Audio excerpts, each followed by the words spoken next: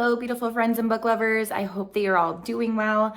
I am here with my non-spoiler review on Riley Sager's latest novel, The House Across the Lake. But what is super fun is I actually filmed an entire read with me kind of vlog style for this video as well. So just click on the description down below. I broke up the book into 5 parts. So I read like about 70 pages or so, but I will have the exact 5 parts and the page descriptions for you. And then I filmed like vlogish style footage as I was live reading the book. So that'll be fun if you have this book and want to watch the video as you read. It'll kind of be like we're reading it together.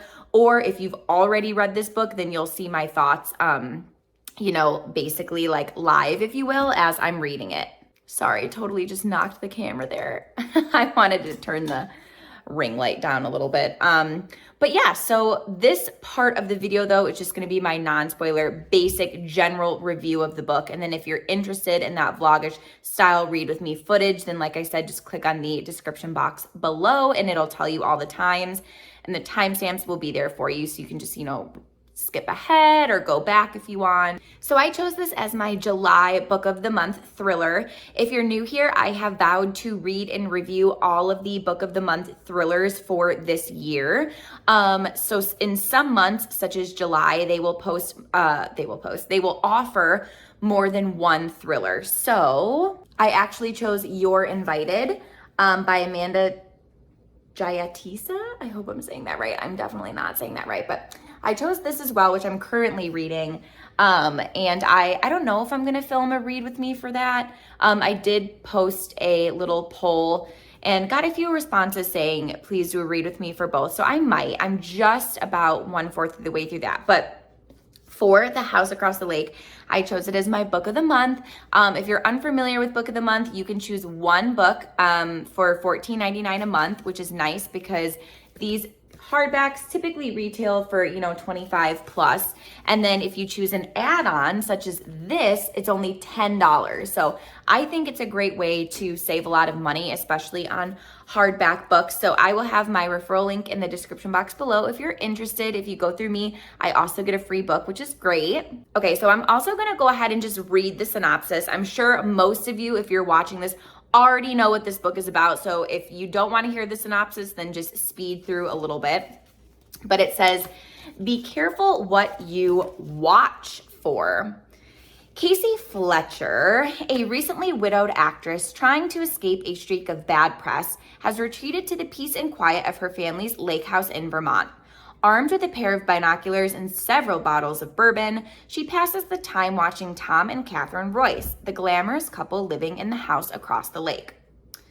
They make for good viewing. A tech innovator, Tom is powerful, and a former model, Catherine is gorgeous. One day on the lake, Casey saves Catherine from drowning, and the two strike up a budding friendship. But the more they get to know each other, and the longer Casey watches, the more it becomes clear that Catherine and Tom's marriage isn't as perfect as it appears. When Catherine suddenly vanishes, Casey immediately suspects Tom of foul play. What she doesn't realize is that there's more to the story than meets the eye, and that shocking secrets can lurk beneath the most placid of surfaces. And then it just, is packed with suspense, blah, blah, blah. So that is the synopsis of Sager's latest novel. So I'll be honest, based off of that synopsis alone, this book sounds right up my alley. I love thrillers where the setting is like secluded, like a secluded lake house, a secluded cabin, just like that. It just really is so atmospheric and just sets the tone for like, okay, you're not around a lot of people or like civilization, and there could be like a serial killer on the loose kind of thing. So I will say I was super excited just for the premise of this setting. Now, I will say I went into this book with like the lowest of lowest expectations. I don't know why I'm still holding that. Because I actually I hated Survive the Night by Sager back there, I think. It was and I know that sounds kind of harsh to say you hated a book, but I literally hated that book. It was beyond wild and crazy. I have a full review for it. I'll link it up here if you're interested. But I like despise that book. So I went into this thinking like, okay, like keep the expectations low, because I loved Home Before Dark by Sager and Lock Every Door. Those are like two of my absolute favorite thrillers. I'll link them in the description box if you're interested and haven't read them. Those two are like amazing. But then Survive the Night like sucked. So went into this with low, very low expectations. Sorry, I'm scrolling on my list here. So as you'll see, if you continue to watch the Read With Me vlog footage, I absolutely was like loving this book through like 60% of it. And the reason I say 60% is because I told you guys I broke up the book into 5 parts. And I typically just do that with my Read With Me's. I just take the full final page count and then I just divide it by like how many times I want to break it up. So it was roughly like 70 pages each part. And the first 3 parts, so the first like 60%, I was loving it. Like it was so good. I was hooked. I couldn't put it down. And then it just, yeah, it went downhill. Obviously, this is the non-spoiler parts. Like I'm not going to say why it went downhill, obviously. But in my notes here, I put, it wasn't so much the ending that sucked. I mean, I think it did suck, but it was more like the last, like, you know, fourth of the book. Yeah, it was disappointing. So the final part of the Read With Me of this video has all my thoughts on like why obviously I didn't end up liking this book. So yeah, check that out if you're interested. And obviously that part does contain spoilers, but for my rating scale, because I did enjoy the first 60% of this book, I can't justify giving it lower than like a 2 stars. I would say it's a 2-star book, and on my rating scale, I'm giving it a decent but flawed. Do I recommend that you like run out and get this book? No, not really. I think most people are just like super annoyed with how the book ended up, you know, playing out, myself included. But the other like first 60% of the book was actually super fun to read. So that's basically all I can say for the non-spoiler review, you guys. If you're interested in the Read With Me, keep watching. We can even read together, or if you've already read it, we can share thoughts. Please remember to indicate if your comment does contain spoilers. And if you're new here, I would love if you could hit that like button and that subscribe button so you're notified every time I post a new bookish related video. But yeah, let's just go ahead and get reading. Hey friends, welcome to the Read With Me portion of this video. I just read through page 68. I was gonna so backtrack. Every time I do a Read With Me, I look at the final page count. This is 350, and then I try to divide it in chunks. So I was gonna read this in 5 70-page chunks. However, the book ends on page 68 for that first portion. So I just felt like that was a good place to end for read number 1. So these are all my thoughts on the first 68 pages of the book. And I actually have quite a few, oops, just knocked the camera, quite a few thoughts. So first of all, I'm actually not, I'm not disliking it. I'm liking it. I don't know why I wouldn't just say I'm liking it. I'm liking the book. The only con I have so far, right? I wrote my list in pros and cons, which by the way, I'm going to be referencing a lot. Clearly you can see I use my planner, for, you know, recording life events. Just kidding. This is blank. And I literally wrote my notes on it. So my one con is, and I have talked about this for years on my channel, I am so annoyed every single time they make the protagonist in a thriller or mystery book an alcoholist. Wait, an alcoholist. Words. I was thinking alcoholism. When they make the protagonist an alcoholic. It is such a common, I think, okay, like looking at these shelves back here, most of these are mystery and thrillers, and I could pull like 10 right now that come to mind where like the protagonist is an alcoholic. And it's like, why is that? Like, I understand that authors do this because it makes the character like unreliable. I get that. It's just so annoying seeing it all the time. It's like, why can't they have, you know, some other major obstacle in their life that is, I don't know, preventing them to lead, or, you know, I don't know. My thoughts are jumbled, but basically, it's just annoying that all of our main characters in our thrillers are alcoholics. But yeah, that's literally like the one gripe I have with this book so far. I'm loving the setting. I'm loving the atmosphere. I think they had said that there are only like 5 different houses like around this lake. So it's really easy for me to envision that for sure. I appreciated the backstory that we got on Casey and Len. I feel like, you know, it was nice that the, you know, husband wasn't just brought up and then, you know, mentioned that he died and then like that was it, right? Like I feel like with this kind of background on both Casey and Len, you know, it makes the reader care a little bit more about what happened. So some thoughts I have so far are I definitely think that Tom is like poisoning or drugging Catherine. Does she go by Catherine or Katie? I don't know. I'll call her Catherine for now. Drugging Catherine. I think it's more on the poisoning route, because when Casey saved her from drowning in the lake, I think, and then remember she had that like insane coughing fit on the boat afterwards. It led me to believe like, okay, something's wrong with her. Like she's clearly sick.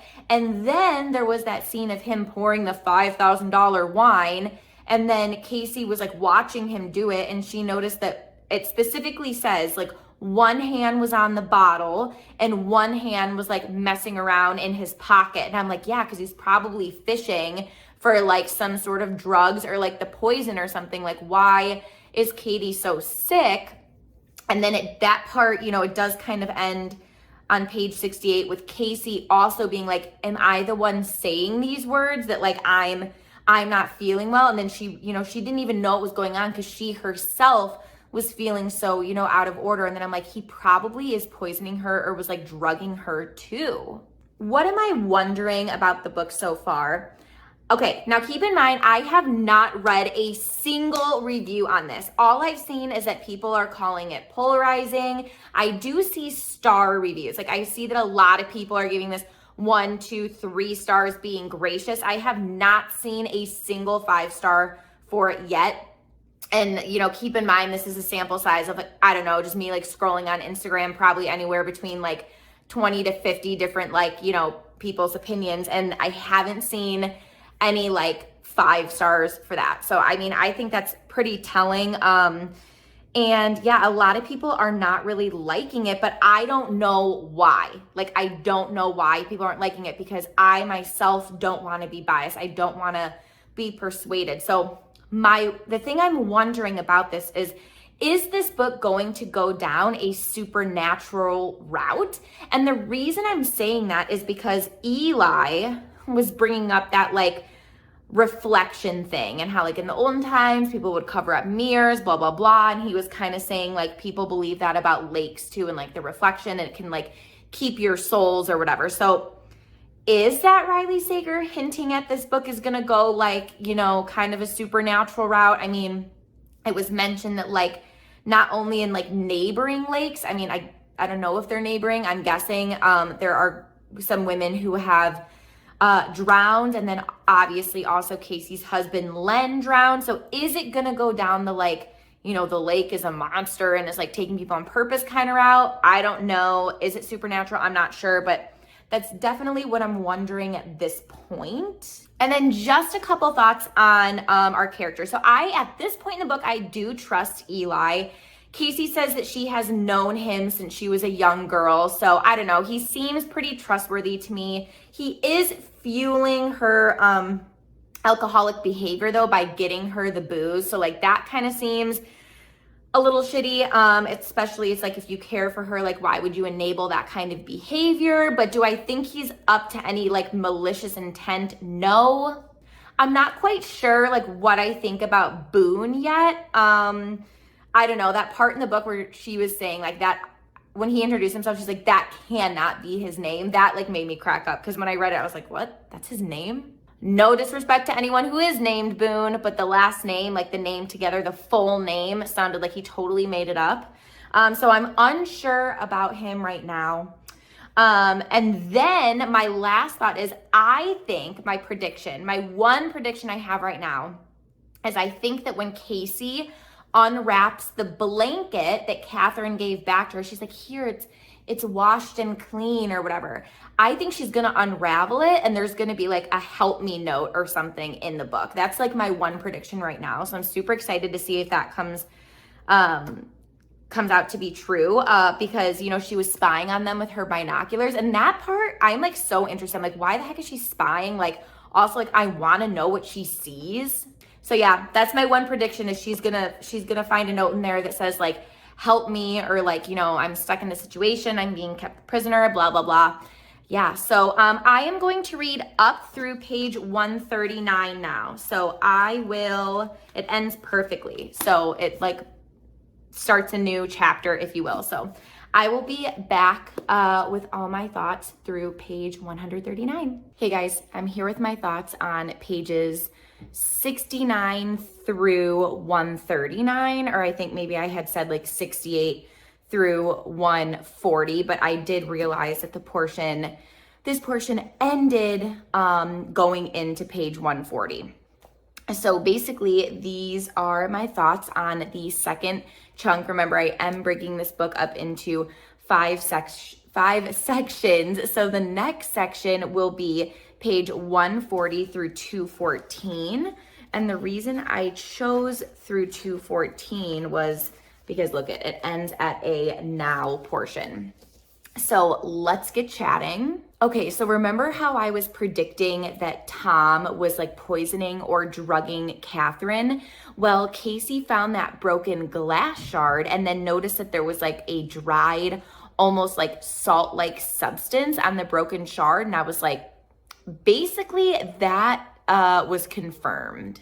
Then there's that like now portion where Casey is talking to Tom and he's like, oh, Catherine's at a place where like you'll never find her. So, I mean, at this point in the story, I truthfully think that Tom did something to Catherine, especially now that they were spying on him and realized that he bought a tarp and like a saw and what was the other thing, like rope.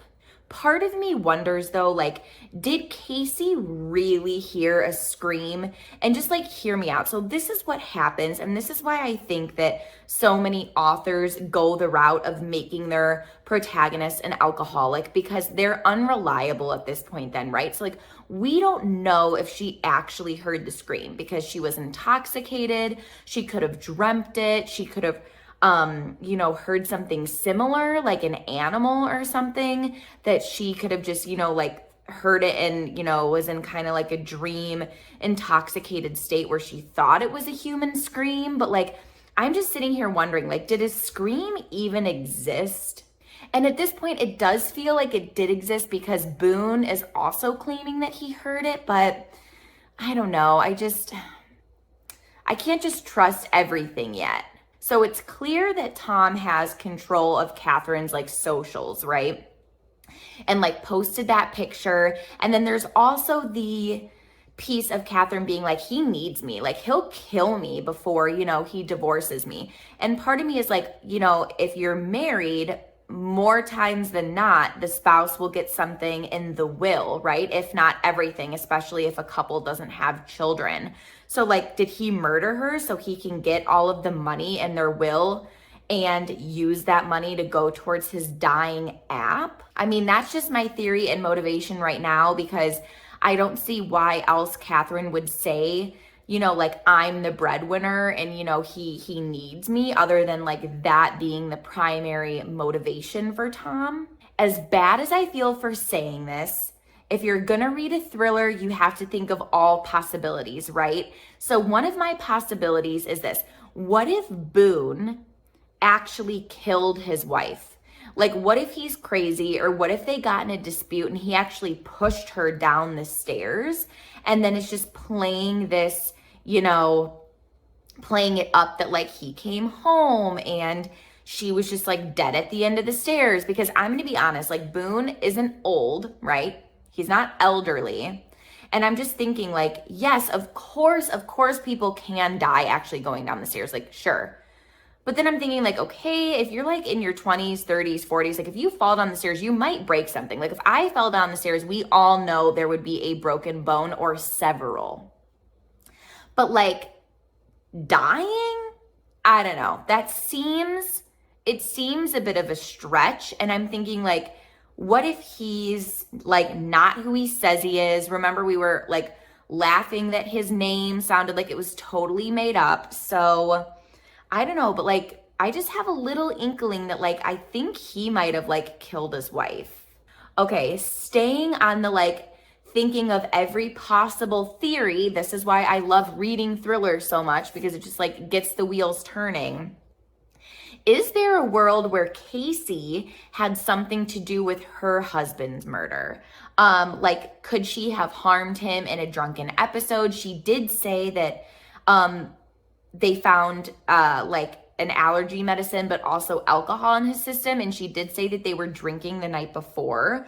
So like, is it a drunken episode that she didn't remember? And could she possibly have killed Catherine in that drunken episode? It's unlikely, but I mean, it is possible. So yeah, that wraps up my thoughts on the second portion. I'm gonna get reading now up through page 214, and we'll be back with thoughts. So if you're reading along with me, I hope that it continues to stay this good, because I'm not bored yet. I took a shower and then put my wet hair in like a bun, and now it's all kind of like kinked and crazy. So don't mind that. But guys, I had the biggest revelation / prediction with this book. So remember, this is part 3. We read from 140 and stopped at 214. And remember, the reason I chose 214 was because it was just a nice break at this now portion. Around page 180, I was like, wait, this entire time I've been thinking that Casey tied up Tom. But then I went back and read all of those super short now portions and realized she never says his name. So now I'm thinking like Riley really wanted us to think that it was Tom, because the beginning of the book starts with Wilma interrogating Casey, like, where's Tom? Where's Tom?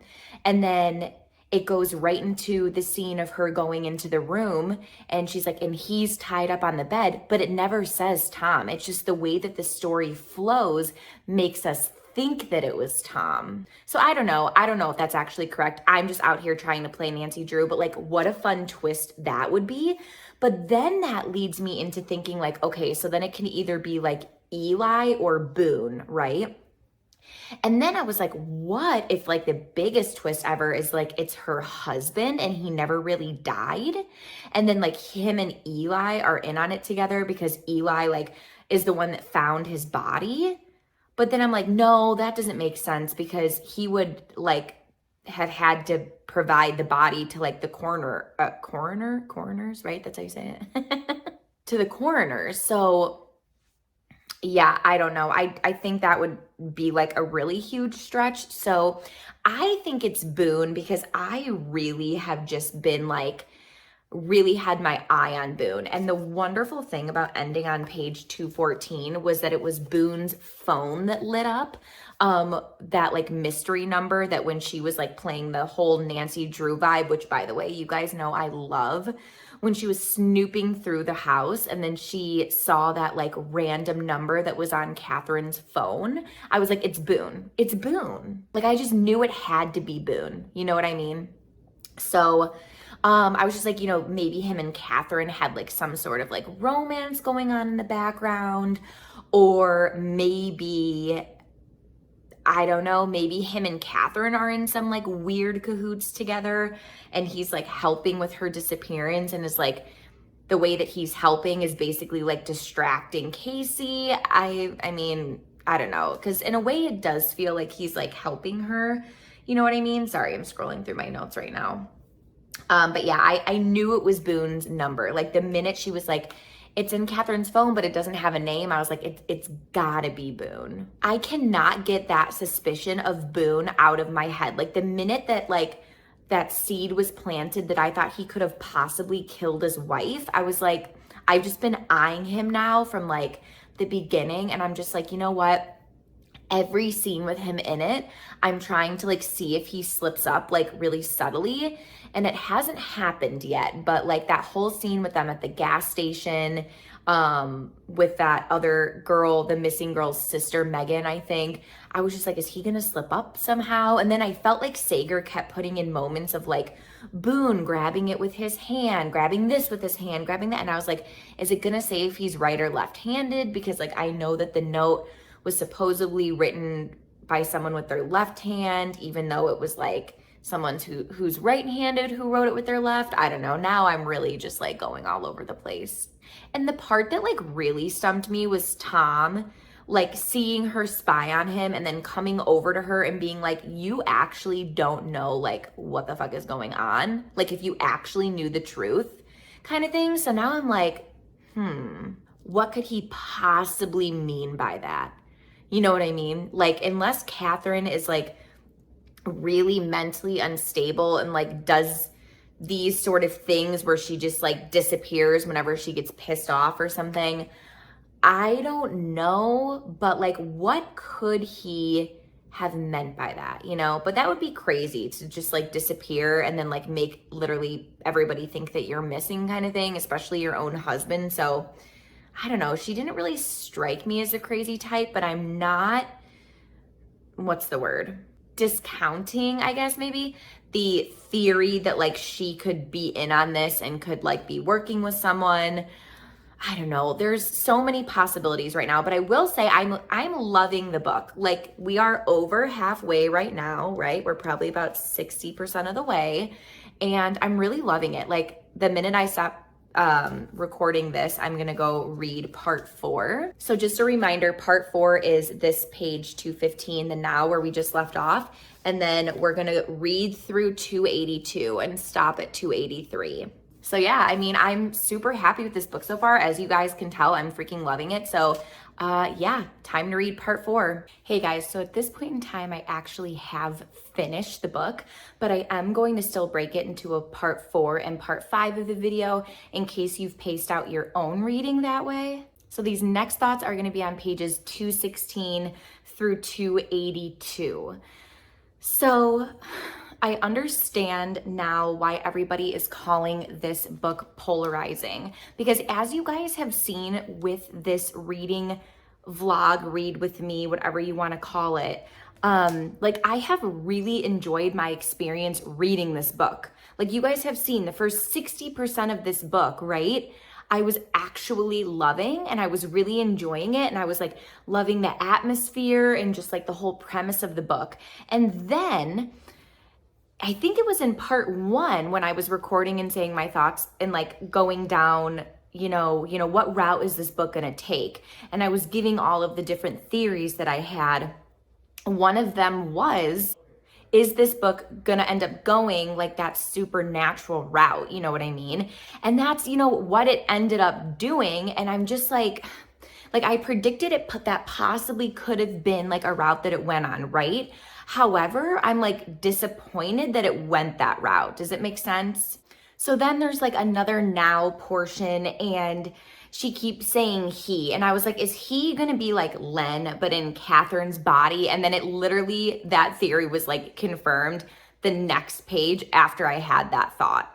So my prediction of Casey killing Len was correct, just not in like the drunken stupor kind of way that I was like thinking it was gonna go. You know, I didn't think that like she was gonna find out that he was a serial killer and then was gonna kill him, so you know he didn't kill other people. So it's like I was like, I don't know, a little bit right with that prediction, but also definitely not the route that I saw at all. So then I was confused because like somewhere in this part 4 section, it talks about how somebody has to like die in the lake in order for like another trapped soul to like then enter their body and take over their body. And I was like, okay, I'm not super familiar with this, you know, like folk tale, wives tale, whatever like myth you want to call it. So it's like, is that just like a rule that Sager planted in this book, or is that like the actual like overall myth with like lakes and mirrors and things. So yeah, I was just kind of curious about that. I was like, is that just something that like he wrote in the book to try to like make it make sense kind of thing? Or like, where did that come from? Another thought I had too while reading this part 4 section was like, I didn't ever forget about that broken wine glass with like that salt residue. And I was like, I still really think that Tom was poisoning Catherine and she really did die in the lake, but he just didn't think that she was gonna like come back kind of thing. So yeah, that was a thought that I had in this part 2. So again, keep in mind, these thoughts are only up through page 82. So I'm looking at my notes right here. And I just wrote like a general, like overall, how am I feeling with this book at this point? And like you guys have seen, like so far, I haven't had many complaints. I've actually really been enjoying it. So while I did predict that it could have gone that supernatural route, I personally just really like practical thrillers. Like this isn't practical, right? It's literally impossible. So I don't appreciate when thrillers go that route because I just prefer like cut and dry thrillers with like something that could actually happen. So it's like right now I am feeling that like I'm feeling disappointed. Mostly because I just was hoping that the book was going to go in a practical way. And I feel like I'm also feeling disappointed because Survive the Night by Riley Sager, his book, his most recent book before this one, also was extremely like impractical. I won't go into it if you haven't read that yet, but like I hated that book. I didn't hate this one, right? Like as I've said, like I really enjoyed most of this book so far. So it's like I can't say that I hate it. Survive the Night, I absolutely hated, but to me it's also disappointing because it's like, okay, the last 2 thrillers you've written at this point have been just impossible. Like, so what the heck, because it's like I loved Home Before Dark and Lock Every Door a lot, and I'm just like, so at this point I'm kind of hoping that like while it feels like it goes that supernatural route, maybe it's going to be something like where everyone's just kind of playing this like big joke on Casey, this like acting joke or something. I highly doubt it, but that's kind of like the only thing that could really save me and save my thoughts from this book right now. But at this point, I'm not raging like so much of the book community has been with this book. I think I definitely was more harsh when it came to Survive the Night. So I have a like, how do I think it will end prediction right now. So I'm going to read you guys exactly what I wrote.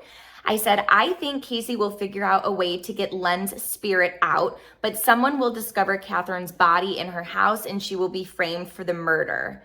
And then I said, maybe a new cellmate, if Casey goes to prison for like the murder of Catherine, will introduce themselves and then it'll be like Len again. I don't know. That's kind of what I'm thinking. Like, who knows? At this point, my expectations are just low, low, low. Like I'm literally keeping them as low as possible. So the last portion of this video is going to be the final section of this book, which is pages 283 through finish. Hey guys, so here are all my thoughts on pages 283 through finish. At this point in the book, it felt ridiculous to read. And I was really just trying to make the most of it. So then I was having a theory of like when Casey was telling Eli like her goodbyes and she kept being like, tell my mom this, tell Marnie this. I was like, okay, she plans on dying, right? So like Len's soul can't go in anybody else. But then I kind of like, I'm just going to read what I wrote. I have a feeling she's going to die with Len and have her soul go into Catherine's body or vice versa. I think it will be Catherine's soul in Casey's body because Casey didn't really have like a will to live anymore, right? Like she was just binge drinking every day. She didn't really like have anything that she was looking forward to. And maybe like Catherine didn't want to be in her relationship anymore. So she was going to be in Casey's body so she could have like a different life. I don't know if obviously it didn't end up going that way, but that was a theory I had for a little bit. And then my next thoughts were, it just feels so stupid now. Like her fighting with Tom as he's like, yeah, your husband told me how he did this, this, this, and this. Like, it was just such a weird scene to read because, like, imagine Tom coming at her, like, all aggressive, like, but then also, like, referencing the fact that her dead husband's soul was in his wife's body who he was trying to poison. Like, I don't know. I felt ridiculous reading it, and I also felt that way through like the majority of Survive the Night by Sager, and I was just starting to really feel like pissed off when I was reading the book. So I wrote in my notes, my last thought after closing the book was, oh my God, what a fucking book, and not in a good way. So many times in the book it was mentioned like Casey being like, I don't know why the lake is this way, or like, how could this have happened? This is so like, it's literally impossible. And then, yeah, there's like zero explanation. So many times throughout the book, it's mentioned like, how could the lake be this way? Like, you know, how is it haunted? Why is the lake like this? And then there's like zero explanation. And I hate that. Like, you can't just make, you know, I don't know.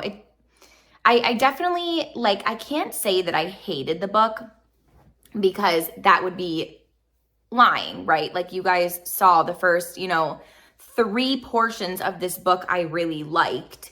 But then the last 2 portions, I was just like annoyed and frustrated and really hopeful that it wasn't going to go that way, the way that it did. So yeah, I don't really know what I'm going to rate this book. It's definitely not going to be above a 3-star. I'm thinking maybe like a 2.5 at this point, because it's like I have to take into account the portions of the book that I did like. But I will say this is my second least favorite book by Sager. And I mean, I'll say it again in the Survive the Night video. I'll link that up here if you haven't seen that one yet. I just like...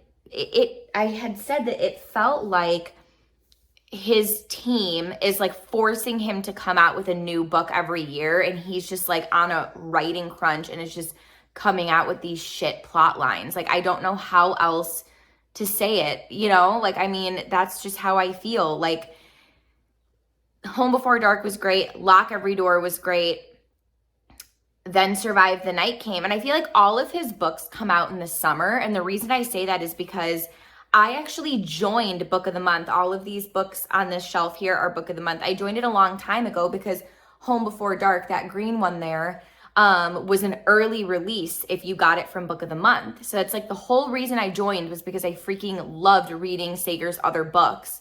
And then last summer, I think he came out with Survive the Night. I can actually check here, but I'm pretty sure Survive the Night came out last summer. And then this book also came out. So it feels like the publishing company or his team or whatever is basically saying like, you need to at least come out with a book a year. And maybe it's just not enough time for him, because it's like this book had potential. It just ended up going that like ridiculous route with zero like explanation. So yeah, that wraps up all my thoughts on The House Across the Lake. I hope you guys enjoyed this read with me. I have several videos like this, and I will link the playlist up here for you. But as always, thank you so much for watching. And if you're gonna leave some comments that contain spoilers, please indicate so other readers do not get spoiled. But see you in my next video, you guys. Bye.